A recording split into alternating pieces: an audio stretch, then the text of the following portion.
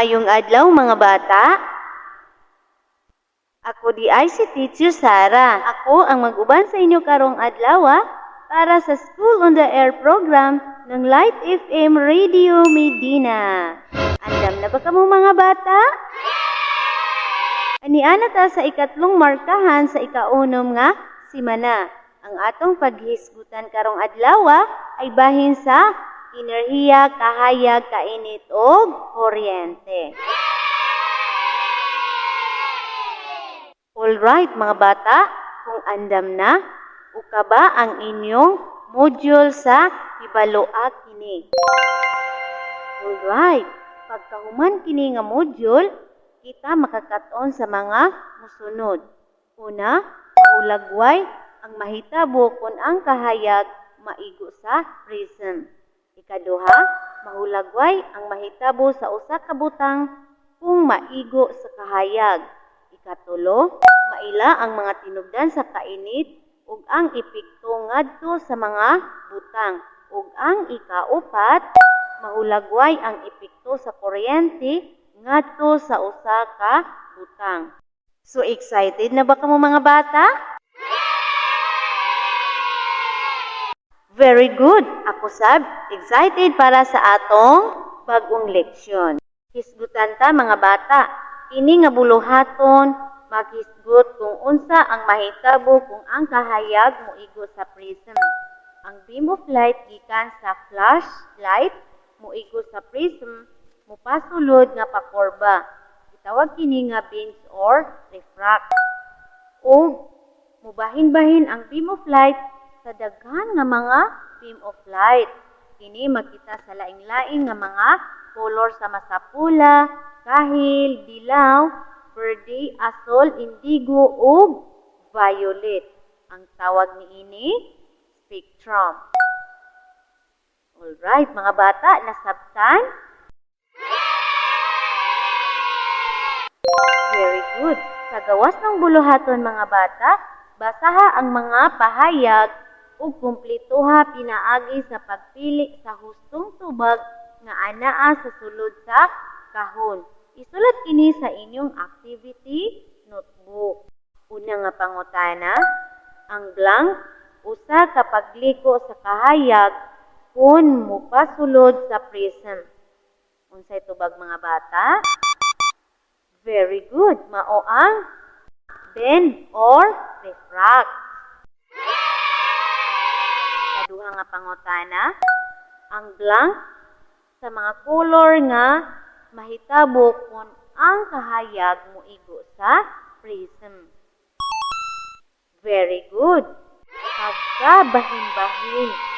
Ikatulo, ang pagkabahin-bahin sa beam of light makita pinaagi sa pito ka color susama sa rainbow, itawag kini og spectrum.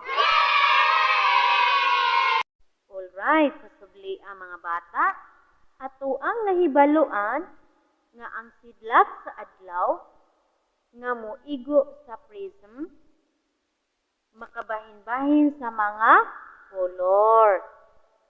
Alright. So sa sulay ug kat-oni mga bata, tan-awan ninyo ang hulagway ug tubaga ang mga pangutana sa ubos. So adunay hulagway sa bata nga nagtindog, apple, suga ug adlaw. So nganong nakakita ang bata sa mansanas? Siyempre kay adunay kahayag nakita sa iyang mata. So unsay tinubdan sa kahayag aron siya makakita sa mansanas? Ang kahayag gikan sa adlaw. Ug nganong nakakita ang bata sa bulb nga walay bouncing light gikan sa adlaw? Yes, very good. Tungod sa kuryente. Ato hisgutan mga bata, ang kahayag nagagikan sa natural o artificial nga tinubdan.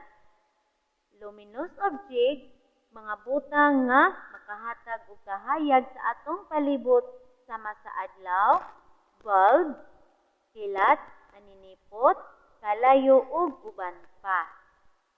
ug kini importante sa mga tawo hayop ug sa mga tanom. Ang kahayag or light energy kini nga nakatabang sa adlaw-adlaw nga panginabuhi ug magdala ang kahayag ug daghan nga kaayuhan sa mga tawo, hayop ug tanom. Ang non-luminous object, mga butang nga dili makahatag og kahayag sama sa mga butang nga dili buhi. Sa gawas ng buluhaton mga bata, tan-awan ninyo ang inyong module. Kumpleto ha ang mga pahayag pinaagi sa pagpili og pulong sulod sa kahon nga naghulagway o isulat sa inyong activity notebook. Una nga pangutana, ang blank tinubdan sa natural nga kahayag o luminous object. Unsay tubag mga bata? Very good. Adlaw. Adlaw ang natural nga kahayag.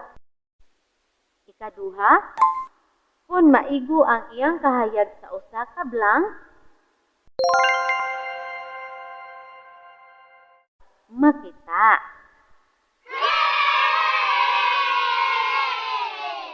Alright mga bata, tan-awan ninyo ang hulagway nga ana diha sa inyong module. Unsay hulagway sa una nga pangutana? Very good.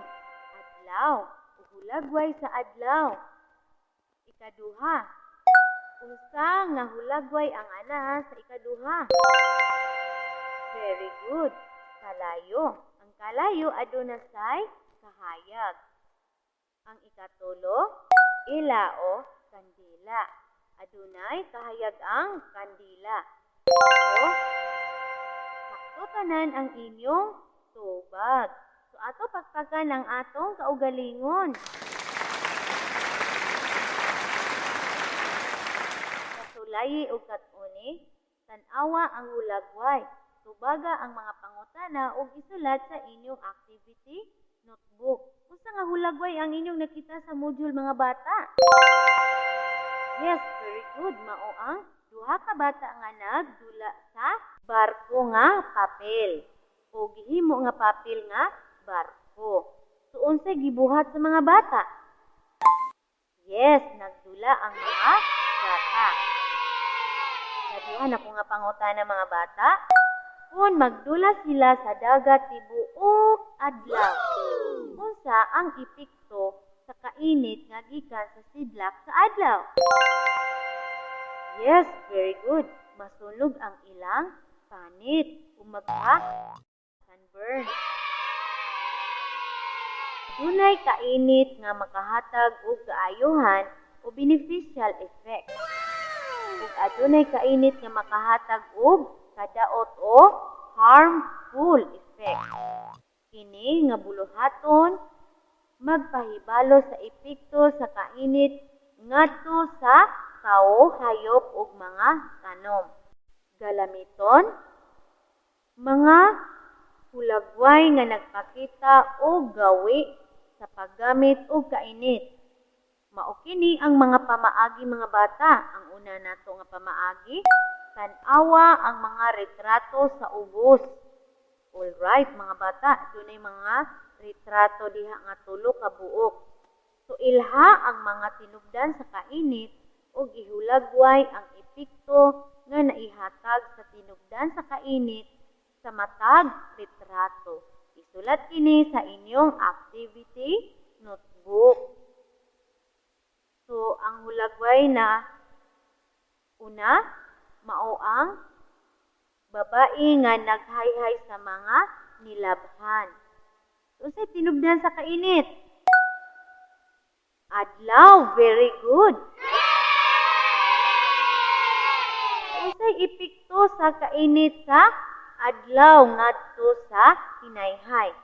Yes, mauga ang nilabhan. Yes, adlaw, very good. Pakpakan na to atong kaugalingon. Gawas ng buluhatong mga bata, basaha ang mga pangutana, isulat ang litrato ug buhata kini sa inyong activity notebook. Una nga pangutana, unsay mahitabo sa ice kung mabulad sa adlaw? A. Tunaw. C. Musamot ka bugnaw. B. Mugahi. D. Mausab ang kolor. Sa tubag? Letter A.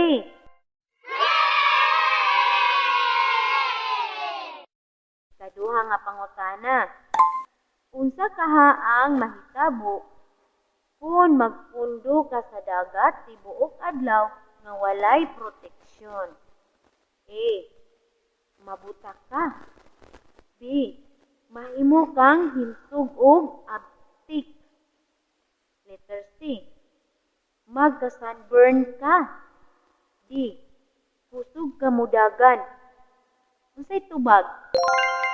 Very good. Letter C.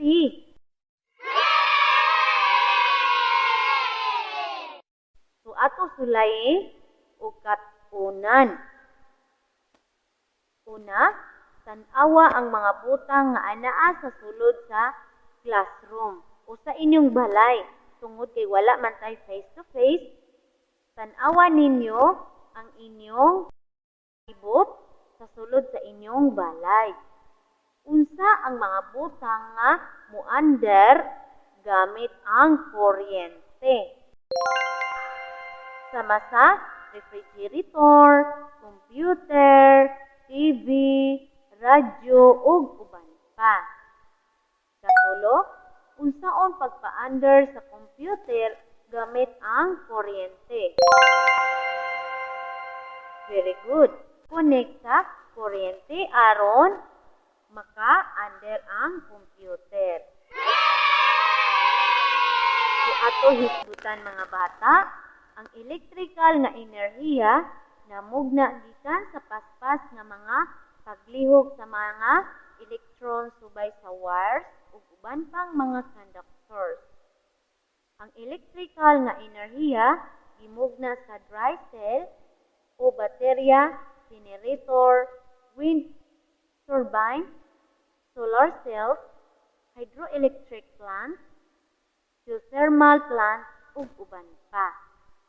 Ang generator o sa ka-device nga nag-convert sa mechanical ngadto sa electrical nga enerhiya.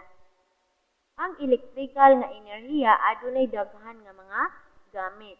Muandar ang mga butang tungod sa electrical nga enerhiya. So inana ka importante pod ang electrical nga enerhiya sa atong panginabuhi. Sa gawas ng buluhatong mga bata, kumpleto ha ang mga musunod nga pulong gamit ang mga pulong nga anaa sulod sa kahon. Buhata kini sa imong activity notebook. Alright. Una, ang takuri nagamit og kuryente aron sa blank sa tubig. Unsay tubag mga bata? Very good. Pagpainit. Okay. Ikaduha, ang electric fan nagamit og kuryente aron paghatag og blank kanato. Unsay tubag? Okay, kabugnaw ang iyang mahatag. Ikaduha, ang suga naghatag og blank sa balay gikan sa kuryente. Unsa may tubag? Very good. Makahatag og kahayag. Hinumdumi mga bata, ang spectrum, ang tawag sa beam of light, mga pakurba nga mupasulod ug kini mubahin-bahin sa pito ka mga color.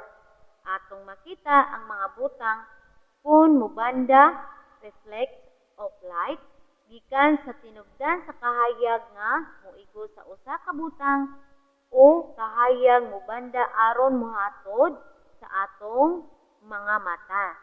Nasabtan ba mga bata?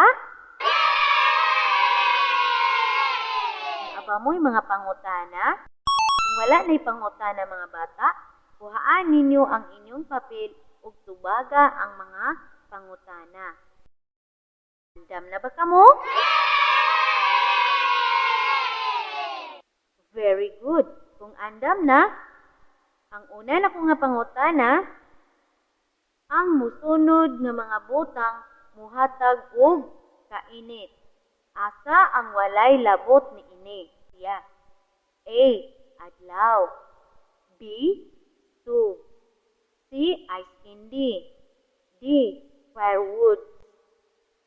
Sa tubag? Letter D.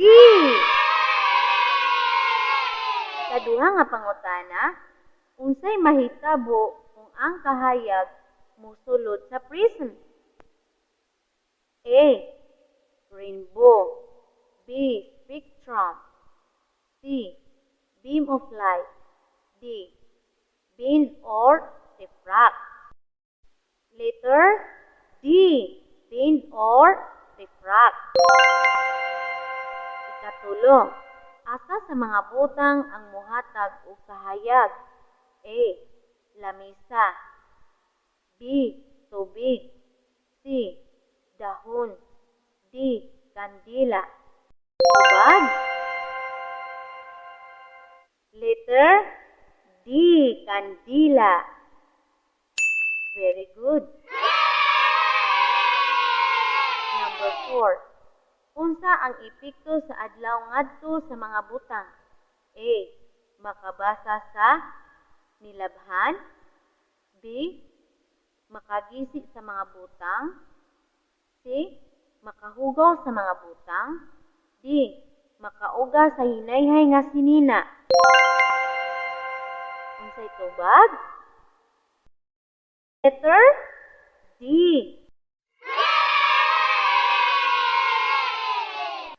Pakpak. Number 5. Asa sa mga butang ang muander pinaagi sa elektrisidad? A. Cellphone. B. Wall clock. C. Tangki sa LPG. D. Electric fan.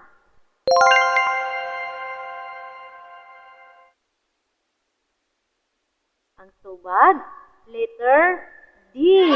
Electric fan. So ato pagpakan ang atong kaugalingon.